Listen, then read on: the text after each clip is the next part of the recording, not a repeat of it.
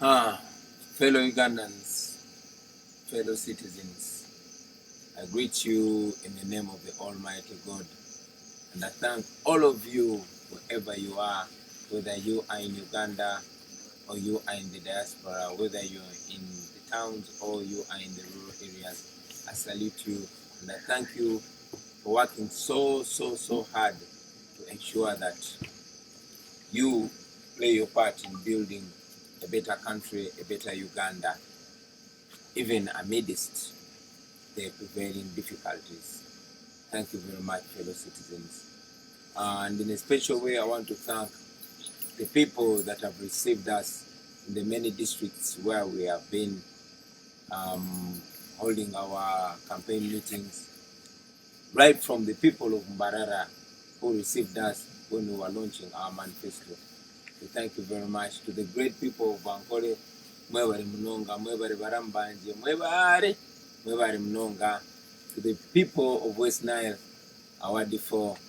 To the great people of Lango, Afoyo Matiek. To the people of Usoga, mwebale ino, mwebale bakagwa, mwebale ino, mwebale idara.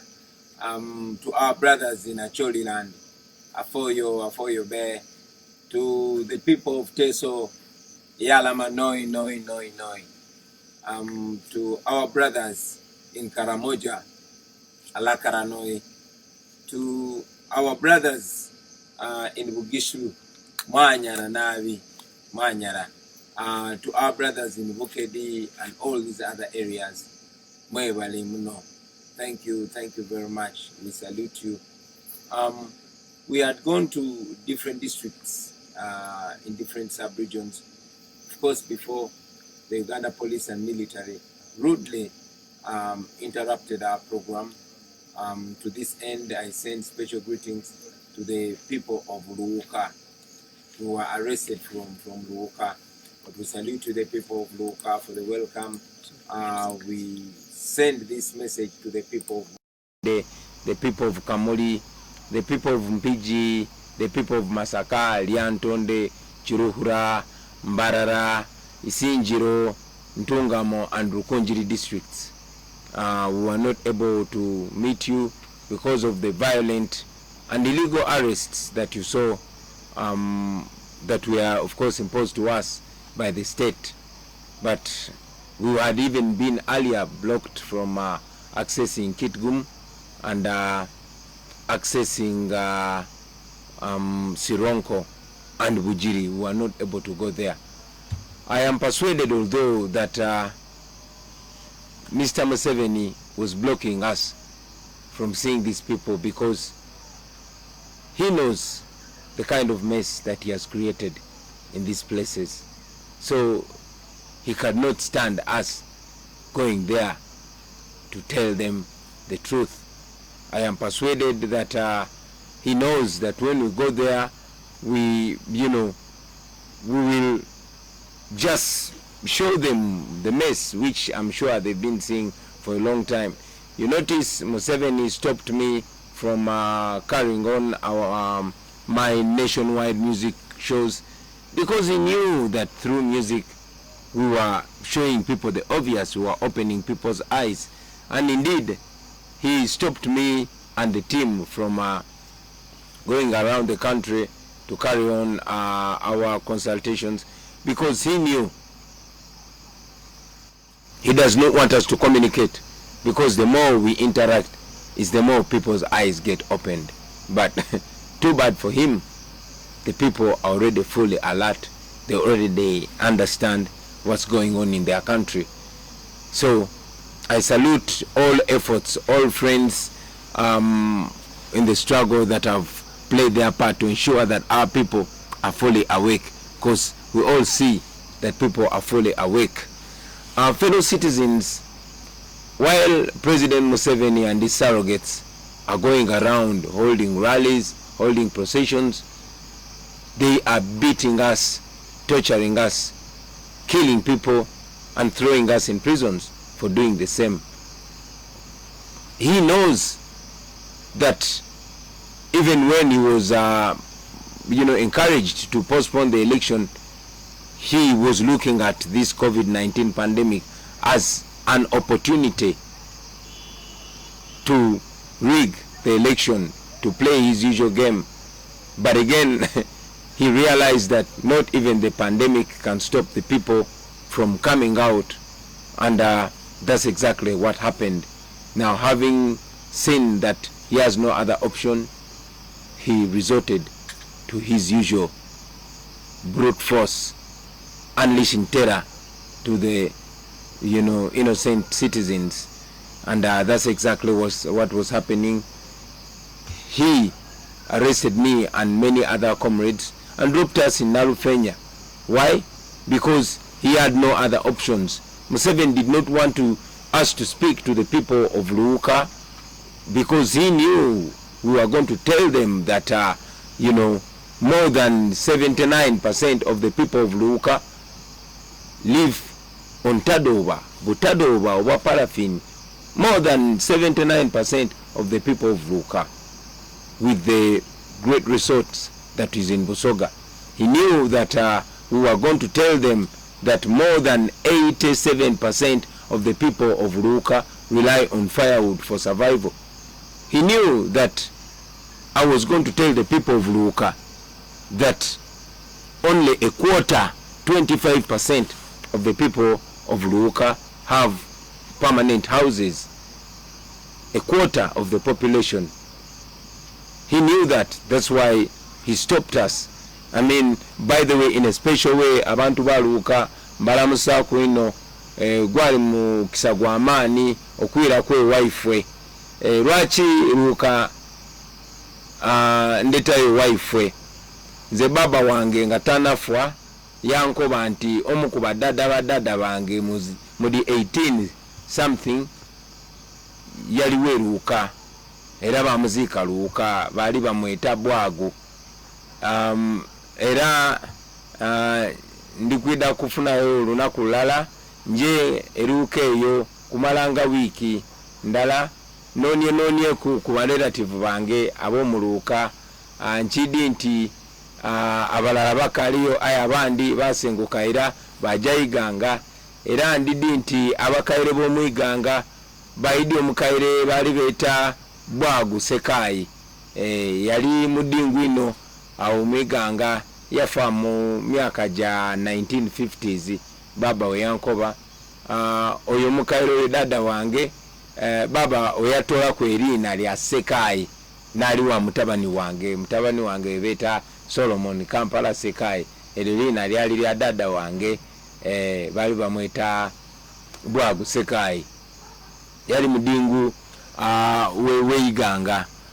Kale no bobona oti abantu b'Obusoga banenda ino ayenze nambenda ino tinso bibaba ze ndi Busoga ndi mwana wa Luuka. So I salute you, my brothers and sisters. I knew Museveni would not allow me to come and tell you these things face to face, because he has survived by dividing us along tribal lines, along religious lines. But now he sees a generation that's so connected, as if this connection was made in heaven. So he's so scared about us coming together. Museveni did not want me to step in Buyende, because I would have told the people in Buyende that despite paying a lot of taxes, over 70% of them have no access to drinking water. I would have told them that. I would have told them that over 90% of the people in Buyende aged above 15 years, they only have senior 4 as a maximum level of education. He didn't want me to tell them that. He didn't want me to say that over 4,900 households in Buyende lack toilets, and over 93% don't live in decent houses. He's scared of that.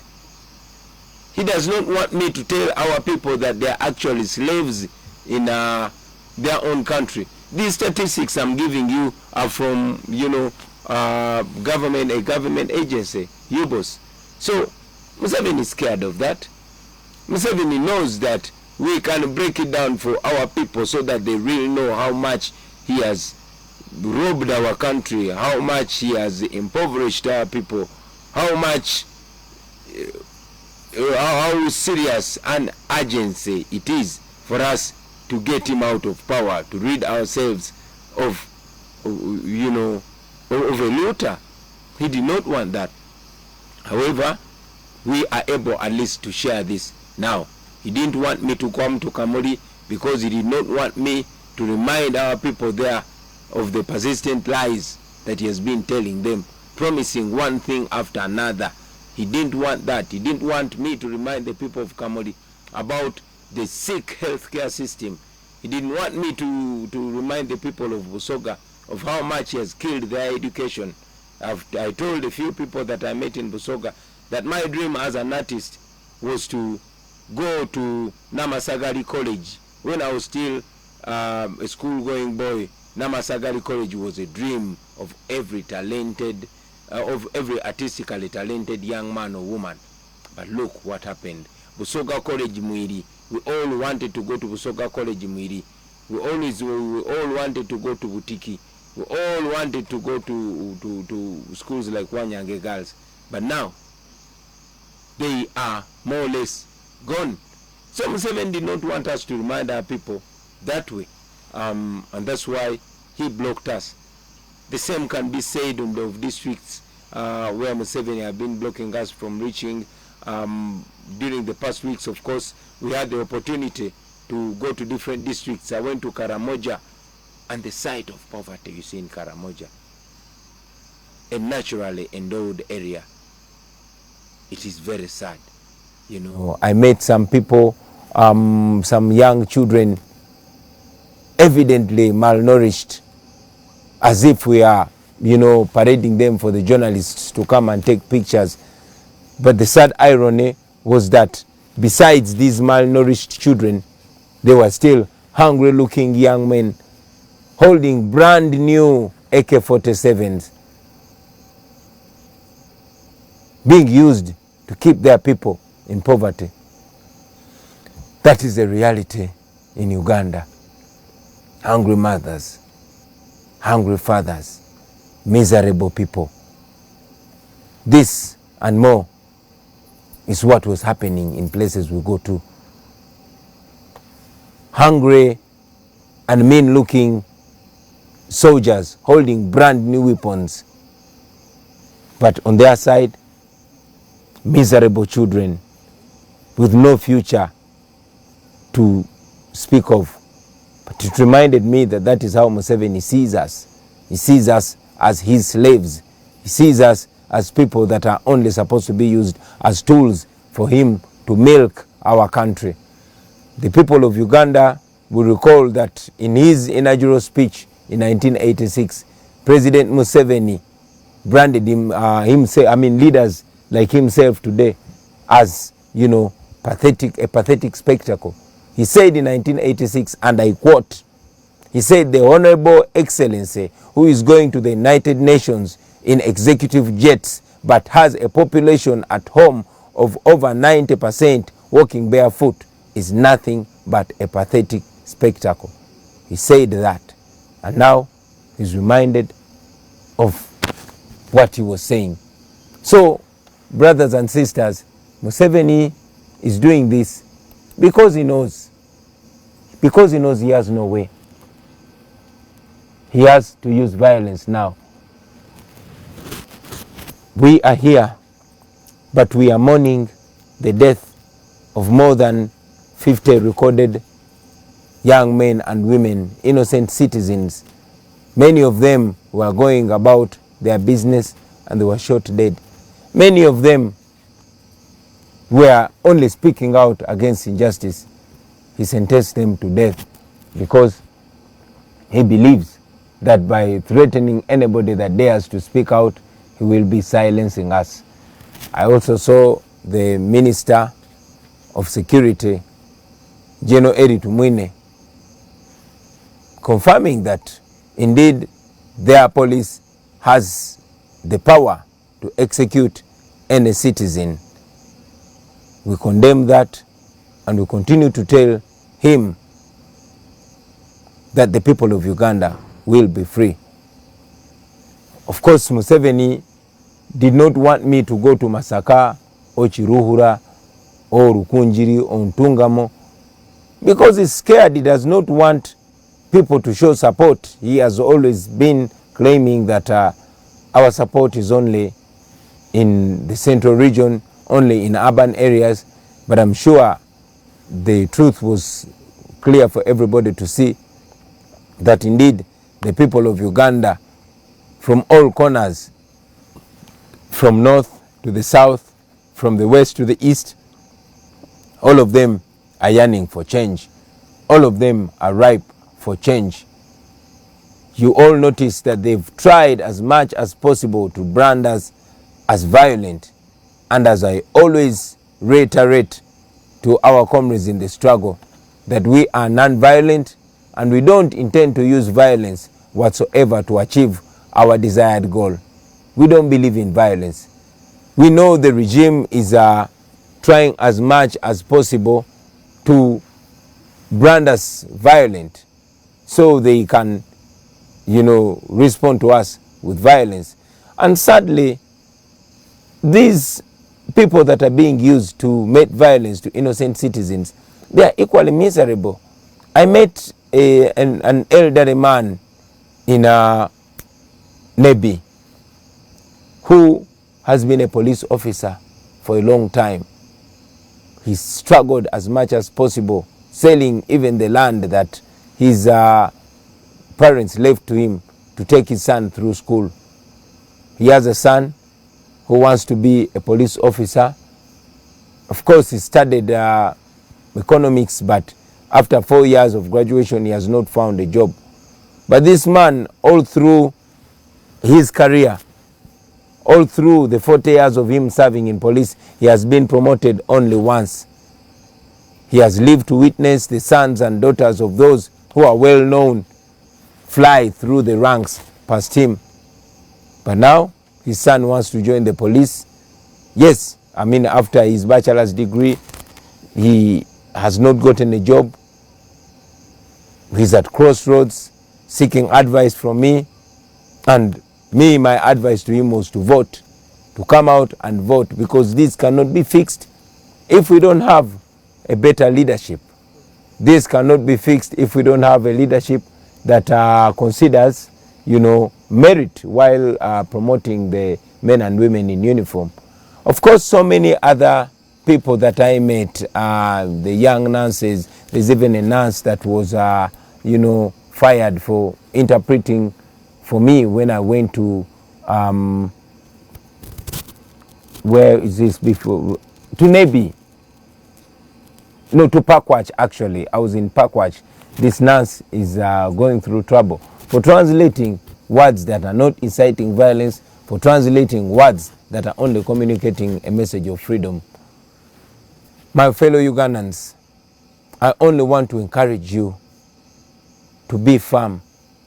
I only want to encourage you to believe in change that is before our very eyes.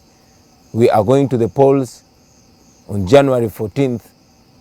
Although Museveni and his people are trying as much as possible to stamp it in our minds that we don't have a right to change our fortunes through a vote, although they've unleashed brute force trying to communicate to us that even when we vote him out, he has the capacity to rig the election. But I want to give you confidence, my brothers and sisters, that it is possible. We have seen more brutal dictators around us, but the power of the people has prevailed, and the people's voice has ultimately reigned supreme. So I want to give you confidence. I want to give you encouragement. It is sad that we lost our people. It is sad that our country continues to be divided by people that know how dangerous it is to divide us, but we as a generation should stick together. We as a people should remember that we are stronger together and we are more united than divided. All through history, these dictators, they unleash brute force. They use young men and women to brutalize their fellow citizens. But when it's time for them to go, they run away alone. I want to send a message to our brothers and sisters in uniform, those in police, those in the military, those in prisons, and all security agencies. Friends, do not be misled by these men and women whose future is already behind them. Please don't be misled. I want you to remember that you are living in a generation where everything is on camera. And I'm sure you've seen in the past that at the end of the day, each officer that abuses the rights and freedoms of the people ultimately answers individually. We know many of you are good citizens. We know many of you are good officers. I've interacted with many of you, and indeed you have communicated to me that you don't like the orders that you are being given. So I appeal to you to stick by what you are trained. You are not trained to brutalize Ugandans. For you, the police officers, you are trained to protect life and property of the citizens. You are trained to keep law and order. You are officers of the law. For the soldiers, the military men and women, you are trained to protect Uganda and its sovereignty. Your enemies are not the Ugandans. So don't be used.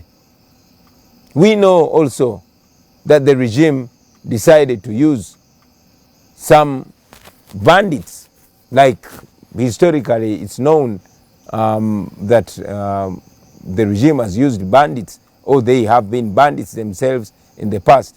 So they've decided to use some armed hooligans who show up on our streets without uniform, but wielding dangerous guns, AK-47 and others, shooting and murdering unarmed civilians. I want to remind you, friends, that there will be a time of answering questions. So whatever you do, remember that one day you're going to answer. Now, to President Museveni and his anger zone. You have spoken the way I'm speaking in the past. Only that, very disappointingly, you don't want to be reminded of your words. Mr. President, all we are saying is be a man of your word. It is you, the elders, that teach us to keep our word. You say if you're a man, you keep your word. So all we're asking of you, Mr. President, is keep your word. Be a man of your word. You said Africa's problem, and Uganda in particular, are the leaders that overstay in power. You one time said a fundamental change had come to Uganda. You one time said you will not preside over a government where people are killed and you don't know the killer. You one time said that you went to the bush because Obote killed your people, because Amin killed your people. These are the same reasons that you gave for picking up guns and convincing young men and women of that time, our age of that time and even younger, to join you in what you called a liberation struggle. But here we are, 40 years later, you are killing our mothers, you are killing our fathers, you are killing a population who are supposed to be your grandchildren.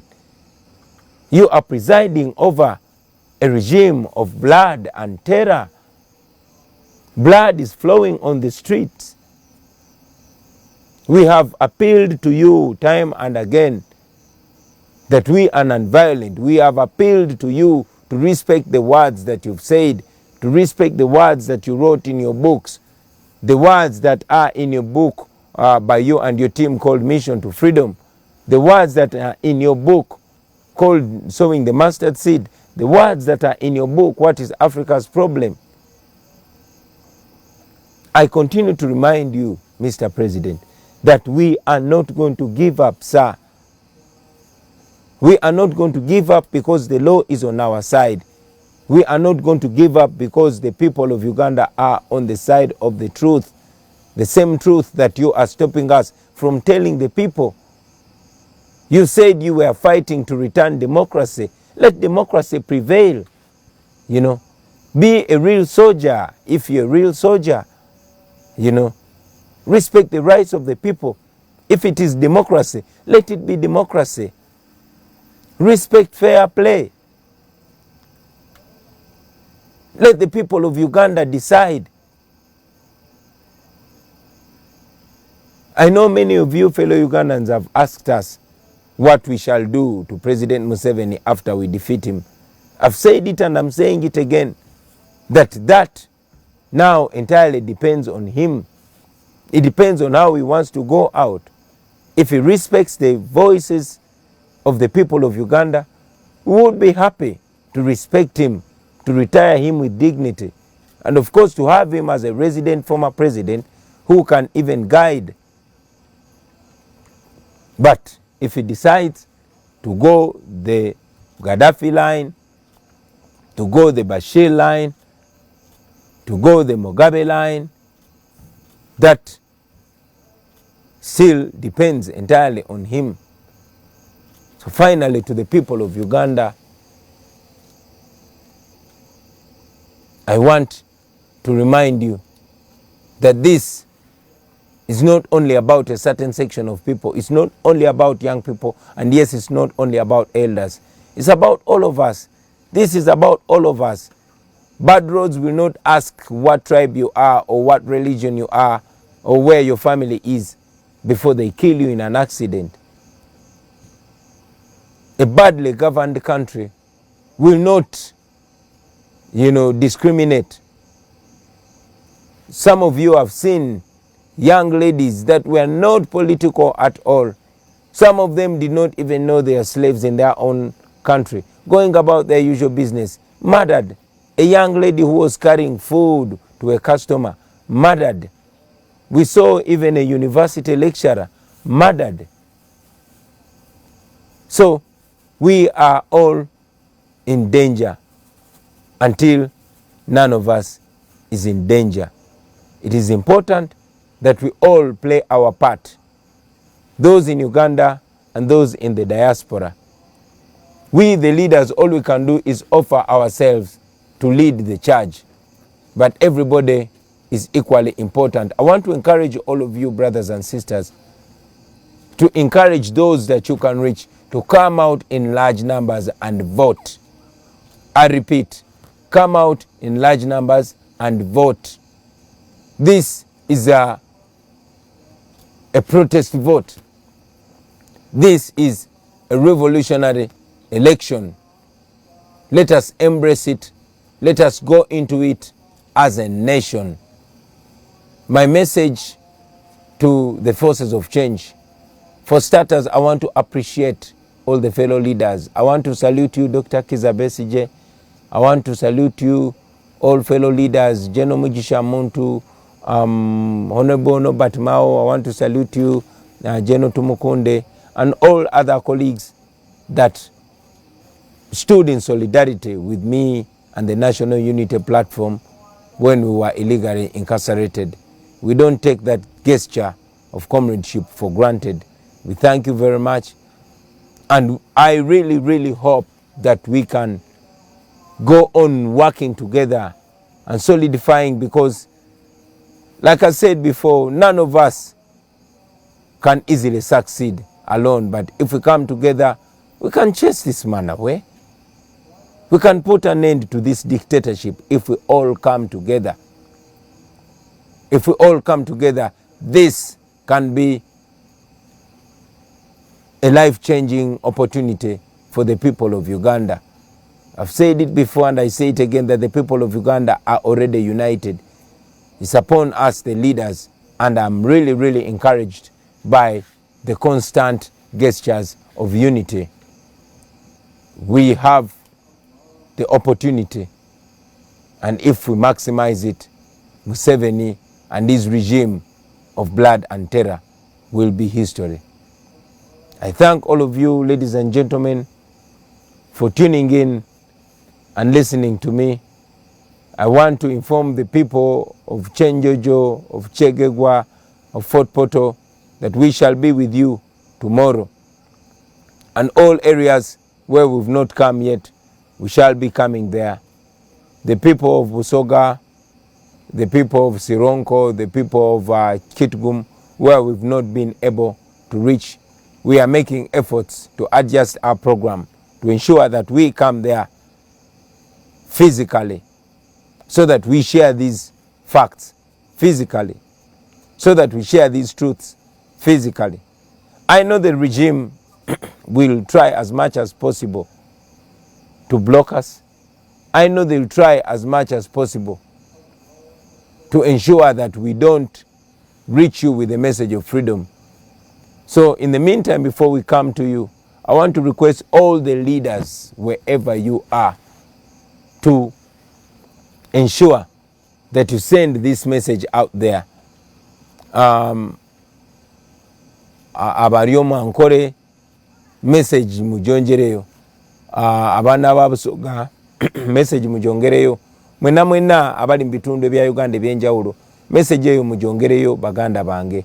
Obudde tulina butono, ate nga tulina okutuukiriza ekirooto ky'abaana Uganda ekyokubeera free mu nsi yaabwe. So njagala obbasaba mwena obubaka buno mubwongereyo, temukitulekera, because it's not about us alone, it's about all of us as a nation. Obubaka mubwongereyo, abantu mbajjemu okutya, newankubadde eno gavumenti ya Museveni esazeewo okusumulula ettemu, era nga tumanyi bayinza n'okwongera mu ttemu lyabwe. Njagala obbajukiza ti buli gavumenti yabanakyemalira eba egenda okugwa ekola ebikolobero bingi bwe biti. Buli gavumenti yabanakyemalira eba egenda okugwa ekola ebikolobero bingi bwe biti, neemaliriza egudde. Nze nekimpa essuubi kwe kumanya nti kino ekyatandika tekyasobola kudda amabega, kwe kumanya nti bannayuganda akantu bonna baguddewo amaaso, ne bonkwata n'oteeka mu komera, ne bo bakuba kibooko, ne bo bafuira tiyagaasi, kino tekyasobola kudda amabega. Ekyo no kimpa nnyo essuubi, kimpa amaanyi, kinyongera okukkiririza mu nkyukakyuka eno, era nammwe njagala mukkiririze mu nkyukakyuka eno. To all our brothers and sisters in the diaspora, thank you very much for the support. Mwebale nnyo, mwebalire ddala abali mu Africa, abali Europe, abali Asia, abali America, mwena mwebalire ddala. Nja kutwalanga obudde nga nkomawo nga njogerako nammwe, kubanga bwe mmanyi ebiseera bisinga tulemwa okugenda ku TV oba ku radio station. Engeri ezisinga obungi gye zaawambibwa, abangi babatiisatiisa, mulabye nti tetulina billboard n'emu, kubanga gavumenti yabagaana okutuwa billboards. Mwami Museveni abadde bwakujja kwogerako eri eggwanga, naye bwe twagambye tugenda kujja twogereko eri eggwanga, yakitegedde nti ajja kuswala. Yensonga lwaki tazze kwogerako eri abantu. Ekyo nno kituwa omukisa okwongera okulaga ensi nti takyalina kati kyasobola gamba abantu. Agamba nti tayagala tusinkane bantu physically, nene wano digitally era tasobola. Yagamba nti ayagala kalulu ka scientific, naye n'aka scientific nako takasobola, kubanga tasobola kutukkiriza kugenda ku TV, tasobola kutukkiriza kugenda ku radio. Naye Katonda w'amaanyi nti social media wadde yagisaako omusolo, era still tumusangayo era ne tumugobayo.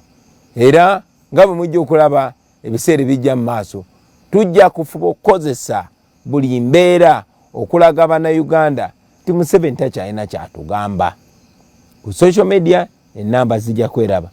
Mu January nga tugenze mu kulonda ennamba zijja kweraba. Asobola okuba abantu tiyagasi, asobola okuba abantu amasasi, naye nga tasobola kola ki? Tasobola kulemesa abantu connectinga. Tumanyi bulungi nti internet yaffe badde interrupted. Every now and then I've been signaled that the internet is being interrupted, but I know that after this message goes out there, lazima you comrades can always watch it again. I want to thank you, ladies and gentlemen, for being part of this, and I want to promise that every now and then I'll be coming to address you. I thank you.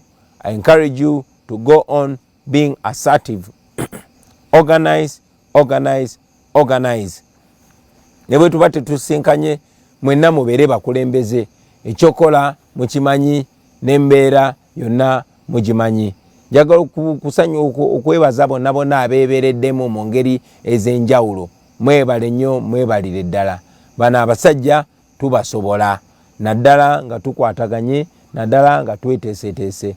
Tugende maaso n'okunoonya akalulu, mufube okulaba nga mutuuka buli wamu baganda bange. Don't leave this only to the politicians. Communicate with everybody. This is about all of us, whether you are teacher or doctor or farmer or taxi driver or student, wherever you are, whoever you reach, the issue should be a mission to freedom. Our issue should be mission to freedom. I thank you, ladies and gentlemen, for God and my country.